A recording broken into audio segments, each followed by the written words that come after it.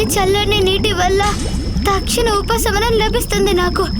మరి కొంత సమయం నీటిలోనే గడిపితే నాలోని లావా అగ్ని తప్పకుండా ఉపశమనం ఇస్తుంది.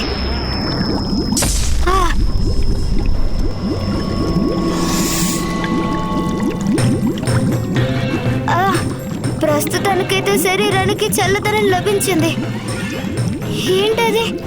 మళ్ళీ నాలోని లావాగ్ని ప్రభావం చూపిస్తుంది. గణేశుడు ఈ సరోవరంలోకి దిగి చాలా సమయం అయిపోయింది.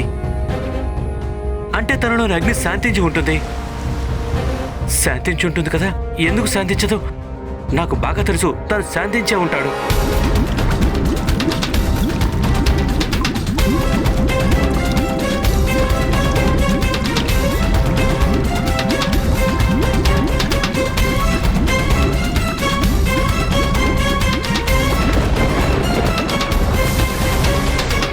ఇదేమిటి?